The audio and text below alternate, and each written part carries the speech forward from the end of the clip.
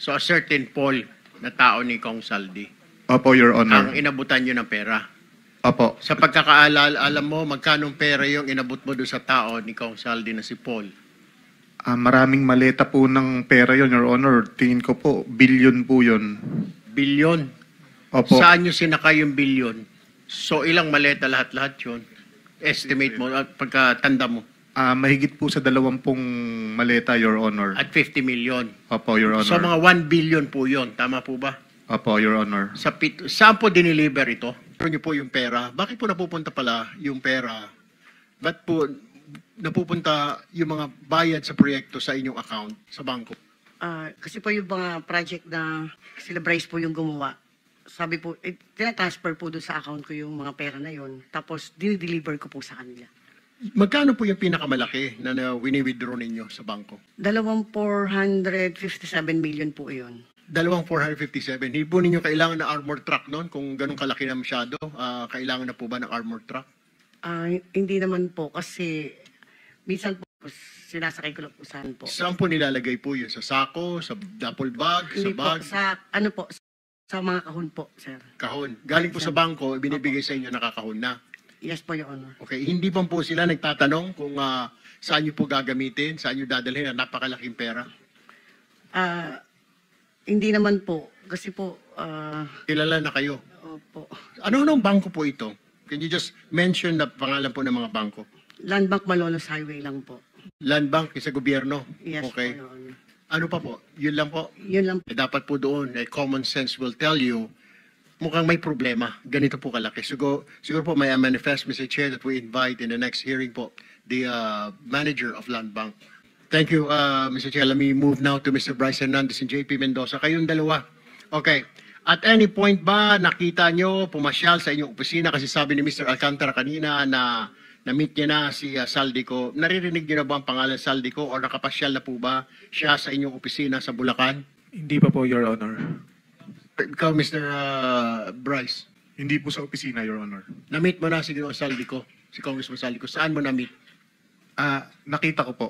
Nakita ko po siya. Saan mo nakita? Doon po sa sa Shangri-La. Bakit mo siya nakita? Magkakausap po siya ni boss. So kasama ka ni Engineer Alcantara nung kausap ni Congressman Saldico, si Engineer Alcantara. Opo, pero naka-distance po ako. Hindi po yung kausap po.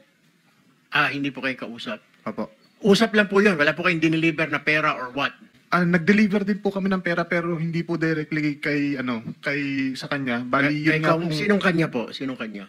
Hindi po namin directly nakita si Kong Saldi. Okay. Ang pinakausap po sa amin yung tao niya pong pangalan ni Paul. Paul. Okay. So a certain Paul na tao ni Kong Saldi Opo, Your Honor. ang inabutan nyo ng pera. Opo. Sa pagkakaalala, alam mo magkanong pera yung inabot mo doon sa tao ni Kong Saldi na si Paul? Maraming maleta po ng pera yon, Your Honor. Tingin ko po, billion po yun. Bilyon. Opo. Saan nyo sinakay yung bilyon? Sa mga van po, kung di po ako nagkamali, mga 6 o 7 van po yung gamit namin nun. 7 ba? Pagdadala. Bakit? Ilang maleta ba yung ilang bilyon na yon? Ang laman po ng isang maleta, nasa 50 million po. So ilang maleta lahat-lahat yun? Estimate mo at pagkatanda mo. Mahigit po sa 20 maleta, Your Honor. At 50 million. Opo, Your So Honor. mga 1 billion po yun. Tama po ba? Opo, Your Honor. Saan po diniliver ito? Yun nga po sa meron nung una po, doon po sa basement po ng Shangri-La. Shangri-La Hotel? Opo. Saan Shangri-La po? Dalawa po. Sa, Sa ano po ba? Shangri-La ito. Saan Sa po? BGC po. Sa BGC, sa basement. Opo. So, paano? May kotse ba tumapat sa van ninyo? May mga van to van? Wala po, sir. Kumbaga, diretso po siya sa elevator, paakyat po doon sa penthouse. Kinarga po ninyo sa penthouse? Sa pinakataas po, actually, yung isang kasama po namin na si Engineer Paul, nakarating po siya mismo doon sa loob nung Penthouse. doon sa taas. So, yung 20 maleta na yon ay sa penthouse ninyo i-deliver sa Shangri-La? Yes po. Pero, Alright. bukod Now- po sa Shangri-La, nagdadala rin po kami sa Valle Verde. Valle Verde din po, bahay din po ito ni Congressman Saldico. Kagaya nga po nung sinasabi ni Boss Henry kanina, nung unang, kung hindi po ako nagkakamali, unang 2 taon sa Shangri-La po. Nung mga sumunod na taon, puro sa Valle Verde, 6 na po. Moving forward, doon po sa mga tatlong senador na nabanggit, Senator Jinggoy, Senator Villanueva, Senator Bong Revilla, na-meet nyo na po ba at any one time or any point na pumasyal po ito mga ito sa inyong tanggapan? Ako po, hindi po. Parang hindi po sila napunta sa office. Hindi nyo rin po nakita ito mga ito or nakita nyo, nakausap nila si Engineer Alcantara? Si kay Sen Joel po, nakikita ko po nagkakausap sila, nagkakasama po sila. Nagkakasama sila? Opo. What about Senator Jinggoy? Kasi po, lagi po kami magkasama, di ba, sa halos umaga hanggang gabi po. Through phone po, actually pagka meron po yung instruction sa kanya ng merong utos sa akin si boss, galing, for example po, utos po ni Boss Robert na may po program na gantong amount dahil sa ganitong kay senador na ganito. Yun po. Sino senator na ganito? Walang senator na ganito? Pasensya na po. Kay senator, Senator Jinggoy po. Alright. Tapos may sinasabi din siya, pati si Senator Bong Revilla na damay din. Ganon din ba ang sistema? Sinasabi na ikarga doon sa inyong listahan? Ang instruction po niya, ganito yung obligasyon para kay Senator Jinggoy. So alam niyo na kung paano aatakihin ang programa ng project natin. So lahat po ng ito, dahil 25-30% narinig po natin kay Engineer Alcantara. So persado po na maging substandard ang proyekto or maging ghost na lang? Nakakasigurado po ako na lahat po ng proyekto sa Bulacan First substandard po. Lahat ng proyekto, particular na ang flood control, tama po ba?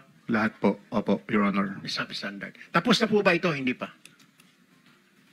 Hindi ko po alam sa ngayon, Your Honor. Wala po kung way para ma-monitor po siya. Alright, thank you very much. Mr. Chairman. Go ahead. Yes, follow-up. With the indulgence of Senator. Sure, go ahead. Bryce, sinasabi mo lahat ng proyekto ninyo substandard? Opo, Your Honor, kasi lahat po ito may obligasyon na kailangan itago. Lahat, as in hindi lang flood control. Opo, Your Honor. Hindi po nami-meet ko ano po yung eksaktong nasa plano, Your Honor. So may plano ang DPWH, merong budget yan, pero dahil yung budget pinaghati-hatian ninyo, sa dulo, walang project na maayos na dumaan sa inyo. Wala po. Yan ang testimony mo ngayon. Opo, Your Honor. Sa opisina po namin, Your Honor. At yung hawak mo ulit ay anong mga proyekto, Bryce? Yung hawak nyo ni Alcantara? Meron pong mga flood control structures, meron pong mga building, meron pong mga kalsada. Pati Your classroom, Honor. kasama dyan, no? Kasama po, Your So Honor. lahat yan substandard. Opo, hindi po tumatama sa plano na nakadesign talaga para dito. Meron ba kayong proyekto na walang porsyentuhan? Na maayos, na matino? Meron ba? Wala po, Your Honor. Wala. This is Bulacan o buong Region 3? Hindi ko po masabi yung sa ibang lugar, Your Honor. Sinasabi ko po yung sa nasasakupan po namin, wala po talaga, Your Honor.